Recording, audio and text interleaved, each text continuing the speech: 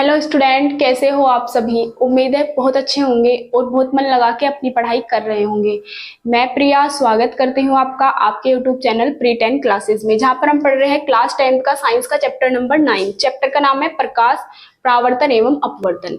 आज इस चैप्टर की पार्ट नंबर 32वीं वीडियो है ये। इससे पहले मैंने आपको इस चैप्टर की 31 वीडियोस करा दी है। अगर आपने उन वीडियोस को नहीं देखा है तो प्लीज वीडियोस को क्रम से सारी देख लीजिए और सारी वीडियो से नोट्स भी आपको जरूर बनाने हैं। जो सी वीडियो देखो उसी का वर्क करो अपनी नोटबुक में, उसके बाद ही दूसरी वीडियो देखो, तभी आपको अच्छे से समझ में आता है। और पिछली अगली वीडियो में आने से पहले पिछली वीडियो को एक बार पढ़ के जरूर आओ, उसका रिवाइज करके आओ, फिर तुम्हें सब कुछ समझ आता है। जैसे न्यूमेरिकल चल रहे हैं तो इनमें आप सूत्र, जहाँ पे आपने सूत्र लिखे उस नोटबुक को खोल के रखो, चिन्ह परिपाठी, तो आपको बहुत अच्छे से समझ आ जाएंगे। तो आज हमारा पहला क्वेश्चन है, 18वां क्वेश्चन है। इससे पहले मैंने आपको इसके 17 क्वेश्चन करा दिए हैं एनसीईआरटी के। इसमें क्या कहा है, एक समतल दर्पण द्वारा उत्पन्न आवर्धन 1 है। ये कहना चाह रहा है एक समतल दर्पण है और उसका आवर्धन +1 है। इसका क्या अर्थ है, हमें इसका अर्थ बताना है। देखो, जो समतल दर्पण होता है वो कैसा दर्पण होता है। देखो, ये जो दर्पण है हमारा, ये समतल दर्पण है जिसमें चेहरा दिखाई देता है। तो ये हमारा चेहरा देखो इसमें दिखाई दे रहा है, जैसे मैं हूं ऐसे ही दिखाई दे रहा है, इसी आकार का दिखाई दे रहा है। तो इसका आवर्धन क्या होगा, 1। तो समतल दर्पण का आवर्धन 1 होता है। इस बात का मतलब ये है कि जितनी बड़ी वस्तु होती है वस्तु को उतना ही प्रतिबिंब बनाता है। और अगर प्लस में है तो इसका मतलब क्या है, जो प्रतिबिंब होगा वो कैसा होगा, आभासी व सीधा। समतल दर्पण में जो हमारा प्रतिबिंब है वो आभासी बन रहा है, वास्तव में प्रतिबिंब नहीं है, आभासी प्रतिबिंब है ये। तो इसमें हमें यही लिखना है। तो इसमें हम लिखेंगे समतल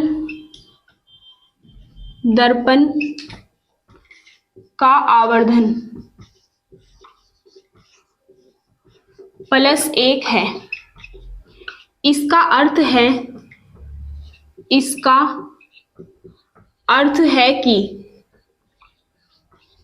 कि वस्तु का प्रतिबिंब वस्तु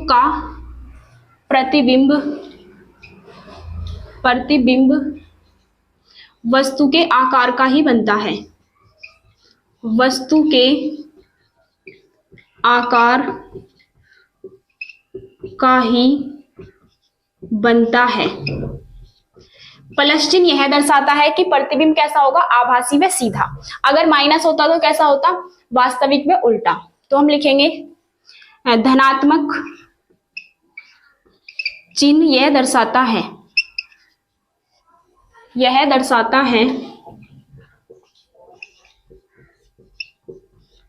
है कि प्रतिबिंब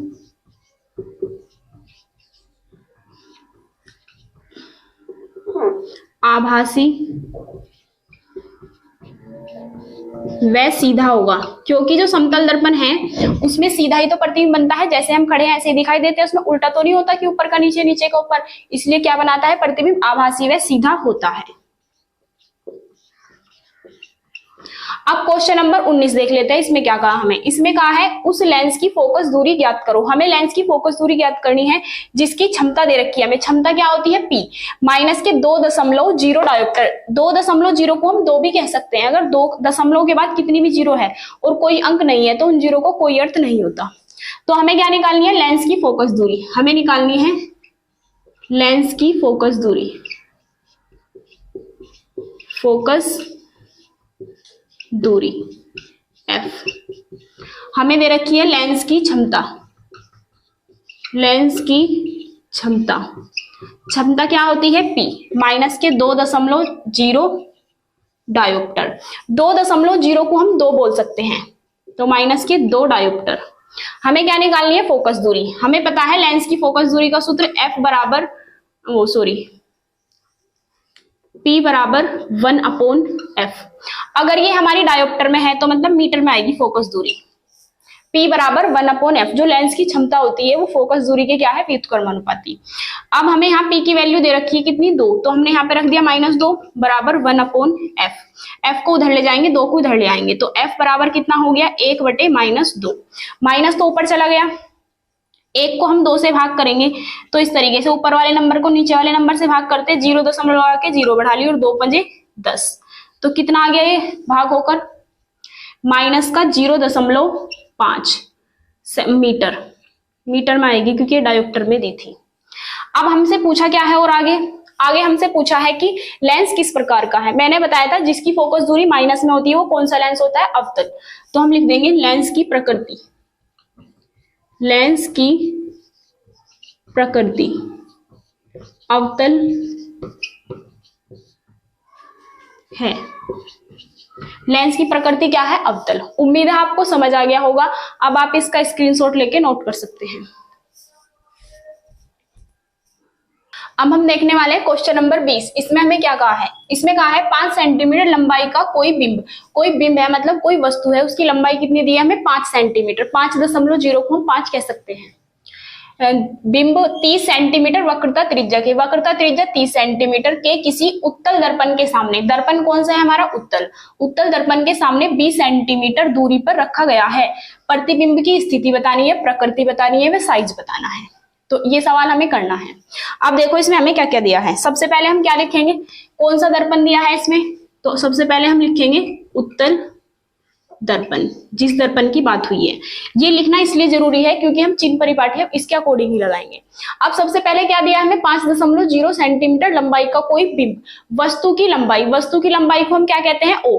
वैसे आपके स्कूल में एच भी कह सकता है कोई, की वस्तु की लंबाई एच और प्रतिबिंब की लंबाई एच डैश, लेकिन मैं यहाँ पे ओ ही लूंगी, तो आप एच भी लिख सकते हो। वस्तु की लंबाई h बराबर कितनी है, 5.0 सेंटीमीटर या फिर 5 सेंटीमीटर का कोई बिंब 30 सेंटीमीटर वक्रता त्रिज्या के। अब हमें दे रखी है वक्रता त्रिज्या, उत्तल दर्पण की वक्रता त्रिज्या होती है प्लस की, वक्रता त्रिज्या दी है हमें वो होती है r, 30 सेंटीमीटर। तो हमें फोकस दूरी निकालनी है, फोकस दूरी क्या होती है, वक्रता त्रिज्या की आधी, r/2। r की वैल्यू कितनी है 30, तो ये रख दिया हमने 30/2, तो ये कट जाएगा, 2 एकम 2, 2 पंजे 10, तो f बराबर 15 सेंटीमीटर।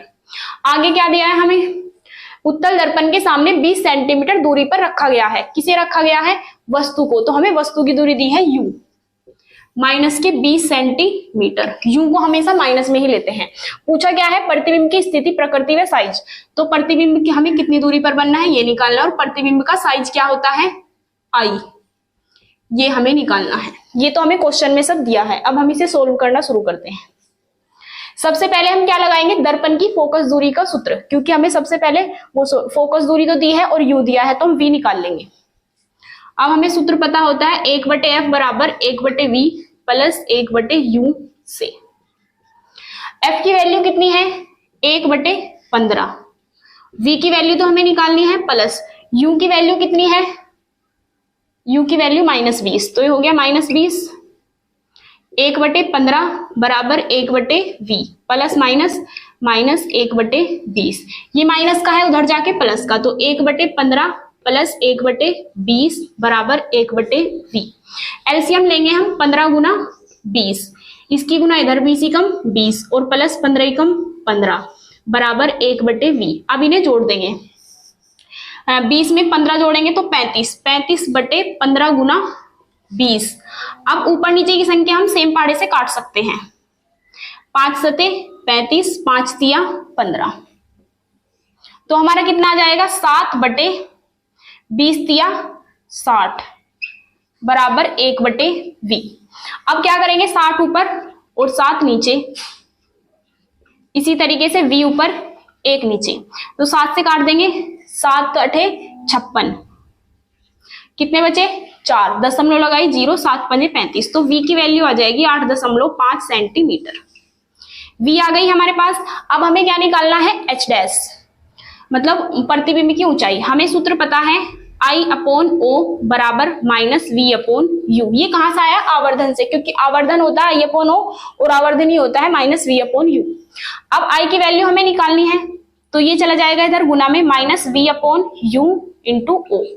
V माइनस तो माइनस ही रहेगा, V की वैल्यू हम ये रख देंगे 60/7, चाहे हम ये भी रख सकते हैं, और U की वैल्यू कितनी है -20 और O की वैल्यू 5, तो माइनस से माइनस कट जाएगा और 20 तिया 60, 5 तिया 15/7 हमारी किसकी वैल्यू आ गई, I की। अब इसे हम भाग करेंगे तो 7 दूनी 14, बचा 1.7 2.1 सेंटीमीटर। और वस्तु की लंबाई कितनी थी हमारी 5 सेंटीमीटर। प्रतिबिंब की लंबाई है 2.1 सेंटीमीटर। तो प्रतिबिंब क्या बना है आकार में छोटा। अब मैं यहाँ पे लिख देती हूँ जो उसने क्वेश्चन दिए हैं। इसके बाद ही आपको ये लिखना है हमसे क्या क्या पूछा था, प्रतिबिंब की स्थिति पूछी थी। सबसे पहले तो हम बताएंगे स्थिति। तो स्थिति क्या है, कितनी दूरी पर बनना है, दूरी निकाली थी 8.5। तो हम कहेंगे दर्पण से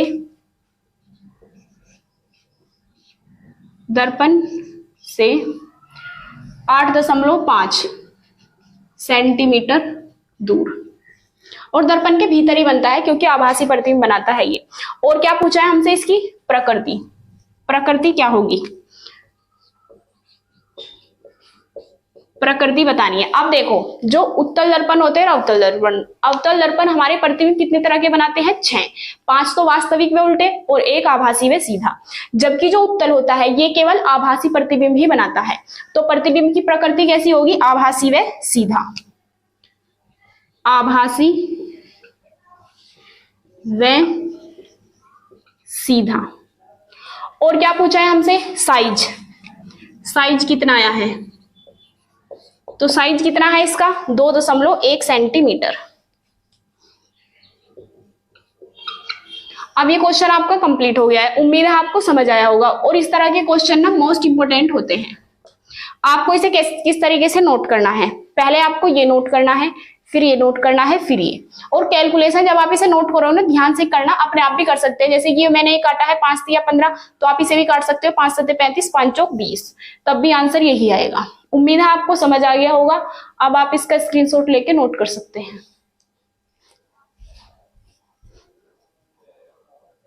अब हम आगे देखते हैं क्वेश्चन नंबर 21। इसमें हमें क्या कहा है 7.0 सेंटीमीटर साइज। 7.0 का मतलब 7 ही है। साइज का कोई बिंब का मतलब वस्तु 18 सेंटीमीटर फोकस दूरी के अवतल दर्पण। सबसे पहले तो हम क्या लिखेंगे, ये अवतल दर्पण की बात हुई है तो उसे लिख लेंगे अवतल दर्पण। अब इसमें हमें क्या क्या दिया हुआ है, अवतल दर्पण के सामने 27 सेंटीमीटर दूरी पर रखा गया है। क्या रखा गया है, वस्तु मतलब बिंब को। दर्पण से कितनी दूरी पर पर्दा रखे, हमें देखना है कि वस्तु से कितनी दूरी पर पर्दा रखे, क्योंकि पर्दे पे क्या बनेगा प्रतिबिंब। तो पर्दा रखे का मतलब पर्दा रखे कि वस्तु का स्पष्ट प्रतिबिंब बन सके। तो इसका मतलब हमसे प्रतिबिंब की दूरी पूछी है कि मतलब जो वास्तविक प्रतिबिंब होते हैं वो पर्दे पर बन सकते हैं। तो ये पूछा गया है कि पर्दे को कितनी दूरी पर रखे। तो मतलब हमसे पूछा है प्रतिबिंब की दूरी। तो ये पर्दे की दूरी का मतलब क्या है, प्रतिबिंब की दूरी रखा, स्पष्ट प्रतिबिंब बन सके। फिर प्रतिबिंब का हमें साइज बताना है, किस साइज का बना है, उसकी प्रकृति बतानी है, ये ज्ञात करना है हमें। अब हम क्वेश्चन करेंगे 7 सेंटीमीटर साइज का कोई बिंब, मतलब वस्तु की दूरी, वस्तु की ऊंचाई, वस्तु की ऊंचाई को हम O से लिखते हैं। ये कितना दिया है 7.0 सेंटीमीटर या फिर 7 सेंटीमीटर। तो क्या लिख सकते हैं इसे हम 7 सेंटीमीटर। आगे क्या कहा है हमें 18 सेंटीमीटर फोकस दूरी के। तो फोकस दूरी F बराबर कितनी है 18 सेंटीमीटर। अवतल दर्पण है तो अवतल दर्पण की फोकस दूरी किस में होती है हमारी माइनस में, तो हम माइनस का साइन लगा देंगे। आगे क्या कहा है 27 सेंटीमीटर दूरी पर रखा गया है। क्या रखा गया है, वस्तु। तो हम लिखेंगे वस्तु की दूरी। ये तो थी वस्तु की ऊंचाई, ये है वस्तु की दूरी। वस्तु की दूरी होती है U। ये कितनी दी है माइनस के 27 सेंटीमीटर। दर्पण से कितनी दूरी पर पर्दे को रखे, तो हमें क्या पूछा है V। और प्रतिबिंब की ऊंचाई I। साइज मतलब I निकालना है। प्रतिबिंब के साइज को कहते हैं हम I। प्रतिबिंब का साइज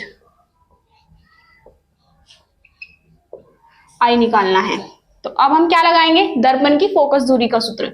चूंकि हमें पता होता है 1/f बराबर 1/v प्लस 1/u से जो वैल्यूज दी है उसकी वैल्यू रख देंगे। इसका मान है -18, तो 1/-18 बराबर 1/v की वैल्यू हमें निकालनी है प्लस 1/u की वैल्यू कितनी है -27। तो ये माइनस ऊपर चला जाएगा, -1/18 बराबर 1/v प्लस माइनस -1/27। ये माइनस का है, उधर जाके प्लस का हो जाएगा। -1/18 था, उधर जाके प्लस 1/27 बराबर 1/v। लघुत्तम कितना लिया 18 गुना 27, 27 एकम 27 और प्लस 18 एकम 18 बराबर 1/v। अब देखो ये प्लस है ये माइनस है, प्लस माइनस माइनस तो घटाया जाएगा। बड़ा है 27, 27 में से 18 घटाएंगे तो हम इसमें से इसे घटा देंगे, 18 और 2 20 तो माइनस के 9 बच जाएगा और बटे 18 गुना 27 बराबर 1/v। 9 एकम 9, 9 दूनी 18 तो माइनस तो है ऊपर, माइनस 1/27 दूनी 56 बराबर 1/v। वे की गुना इधर 56 की गुना इधर तो v बराबर माइनस v बराबर 56, या फिर माइनस को हम इधर ले जाएंगे, माइनस 1 है तो इधर भी जा सकता है तो v बराबर आ गया माइनस के 56 सेंटीमीटर। तो पर्दे को हम कितनी दूरी पर रखेंगे, माइनस के मतलब 56 सेंटीमीटर दूरी पर रखेंगे। अब हमें क्या निकालना है और हमें निकालना है I। हमने सूत्र पढ़ा है m बराबर I/O बराबर माइनस v/u।